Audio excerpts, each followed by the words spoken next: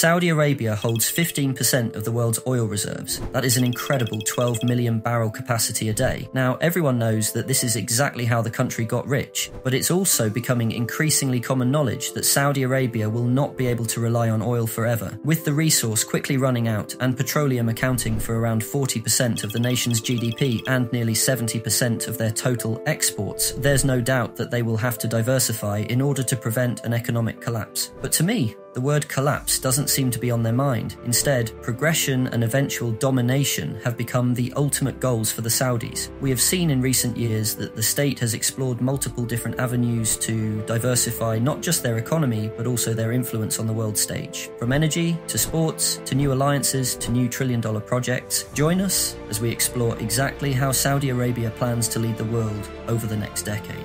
Mohammed bin Salman has been leading Saudi Arabia as the crown prince for 5 years, despite his father, King Salman, still being alive. He has been tasked with reforming the home of Islam so that it is viewed more favourably around the globe. To say the Saudi state is controversial would be a massive understatement. They are known to practice extreme authoritarianism, including executing opposition and violating human rights, especially to women. Despite this, some progress has been made under the Crown Prince, with an initiative he calls Vision 2030. This has included the legalization of some Western recreations such as cinemas and music. Women are now allowed to drive, and there is generally much more encouragement for foreign investment. While there is obviously a huge amount of progress to go, it's clear that a main aim for the Crown Prince is to rapidly change the country and end the reliance of its old ways. When everyone thinks of Saudi Arabia, they think of vast amounts of oil, abundant land, empty deserts, and a handful of ultra-rich trillionaire princes in control. One glaring example of this is Saudi Aramco, the world's most valuable company and the epitome of Saudi Arabia's oil wealth. Valued at over $2 trillion, with last year's net profits surpassing $159 billion, Saudi Aramco reigns as the globe's most profitable enterprise. Saudi Arabia's growth rate, a staggering 8.7% last year, outpaces major G20 economies. However, this face value growth is accompanied by the drive to diversify beyond oil, a vision magnified by the Vision 2030 strategy. Saudi Arabia's future lies in building an economy less reliant on oil, a task powered by the country's public investment fund. The PF's investments span a range of sectors, including automotive, technology, and gaming. The acquisition of a 60% stake in Lucid Motors, investments in Uber, Activision Blizzard, and Electronic Arts, they all echo Saudi Arabia's determination to establish a diversified portfolio, echoing the Vision 2030 objectives. With a war chest of approximately $3.2 trillion to invest by 2030, Saudi Arabia's plans for economic diversification are extensive. As the rising economy of the kingdom draws more attention from the West, ethical discussions about doing business with a country that has both contentious aspects and unmatched economic potential are sparked. The apparent conflict between preserving human rights and realizing economic potential compels business owners, decision makers, and investors to exercise caution. Saudi Arabia's alluring combination of vast reserves and economic prowess is driving its emergence as a global player. The nation's commitment to environmental sustainability, through initiatives like green technology and renewable energy projects, further adds to its appeal. Another key area in which the Saudi Public Investment Fund have entered is the sports industry. Investment surges in sports are not unprecedented, with media magnates and Russian oligarchs making their mark in the past. Saudi Arabia's venture, though, stands out due to its sheer scale. In football, the nation is recruiting top-tier players like Karim Benzema, Cristiano Ronaldo, and Neymar for a revamped domestic league. The allure of ridiculous wages has shaken up the entire football landscape, as players now see Saudi as a more lucrative alternative to Europe, despite it being far behind in quality. It has also assumed control of English club Newcastle United, instantly making it the richest club in world football. It also eyes the bid for the 2030 World Cup, which would bring millions of eyes to the region. In the golf realm, Saudi-backed tournaments merge with the PGA Tour, and the kingdom's presence extends to Formula One, wrestling, boxing, and potential forays into winter sports and esports. Contrary to merely purchasing eye-catching racehorses, Saudi Arabia's approach is systematic and state-driven. The country perceives sports as a means to reinvest oil revenues, catalyse domestic reform, expand the services sector, and bolster tourism. While fans often fear that change might ruin cherished aspects of sports, the reality is more complex. a lack of investment is much more likely to destroy sport than overinvestment. The Serie A football league in Italy serves as a lesson in prudence as it struggles with slow improvements and lack of funds. Fresh investments could rejuvenate European football, as well as attracting new fans. The Premier League's split from mainstream football in 1991 transformed it into a global powerhouse. The Indian Premier League's success in cricket demonstrates the potential of innovative leagues. Formula One's appeal to a younger audience via the Netflix show Drive to Survive further illustrates this theory.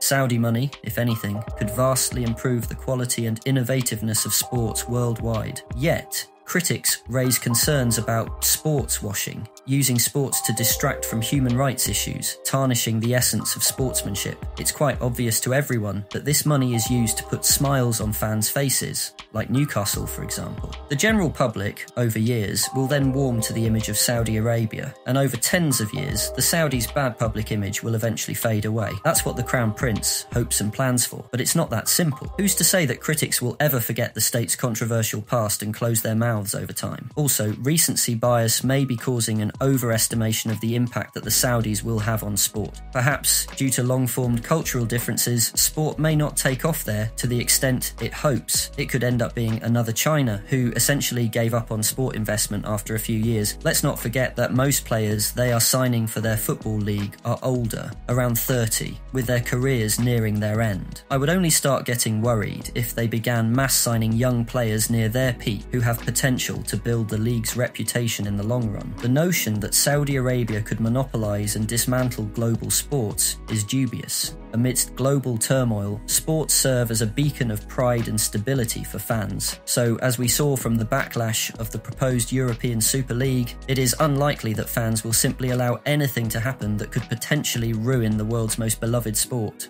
Another ambitious project that has been hot in the news is the Line Project, a remarkable project designed to stretch over 105 miles, housing a thriving population of 9 million residents. The city is poised to be a marvel of sustainable urbanism, entirely powered by renewable energy and encompassing innovative design concepts that challenge traditional notions of urban development. Distinguished by its verticality, the line's design is uniquely futuristic. It will be an incredibly narrow city with a width of just 200 meters, while soaring to a height of 500 meters above sea level, surpassing even the Empire State Building in elevation. It's designed to cater to residents' needs, with a 5-minute walk enabling them to accomplish everyday tasks. A noteworthy feature is the complete absence of cars and roads, with high-speed rail systems poised to transport people across the city's length in a mere 20 minutes. The economic magnitude of the project is staggering, with construction costs expected to reach $500 billion.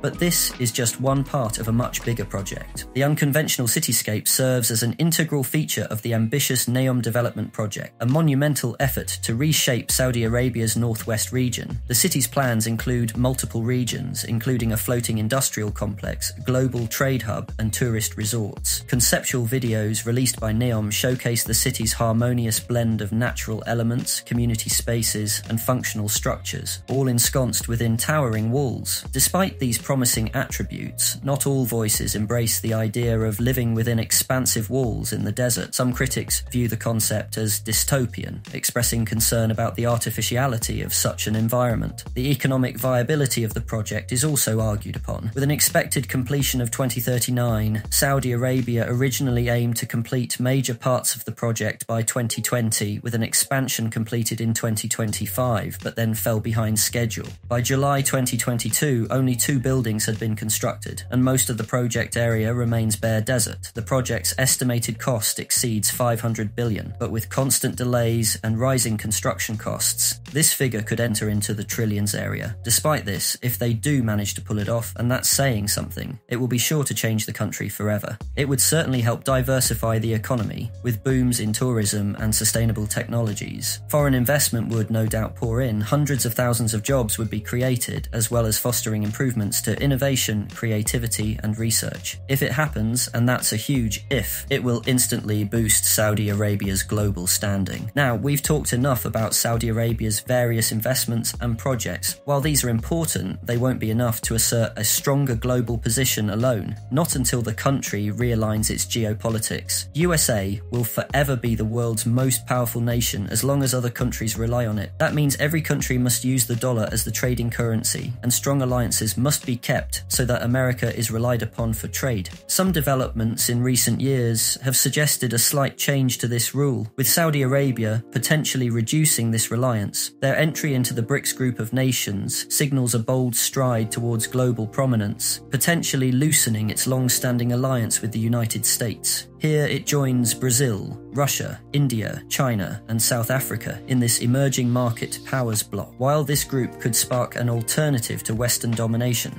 and the start of de-dollarization, it remains to be seen if these countries are best fit to cooperate with each other. Many of its members have shared past rocky relationships together, and with each member thinking of its own ambitions and motivations, it's unclear if they will ever fully agree on any important issue. China takes the lead in expanding the BRICS group to counterbalance Western influence. Saudi Arabia's inclusion aligns with China's push for diversification, so we are now seeing enhanced engagement with its largest oil customer. The December visit of Chinese President Xi Jinping to Arabia highlighted the warming ties between the two nations, a development that might challenge the traditional Saudi-US rapport. Historically, Saudi Arabia has been closely aligned with the United States, enjoying a strategic partnership. However, the use of its position to implement sanctions, manipulate trade, and influence currency values have stoked apprehensions. As a result, de-dollarization has become a main topic of the BRICS meetings. There have been suggestions of local currencies being used or increasing the use of the Chinese yuan to rebel against the dollar.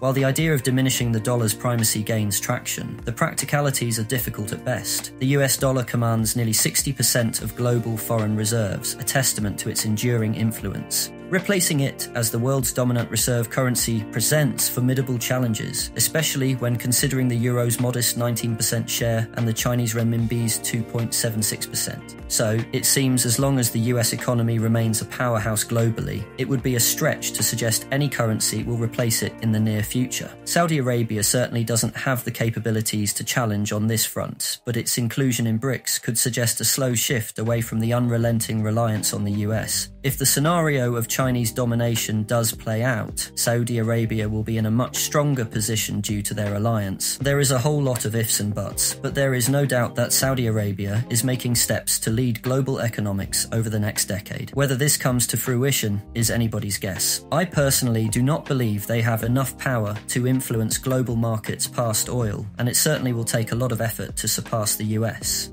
Thank you for watching the video. Please like and subscribe, and I will see you in the next one.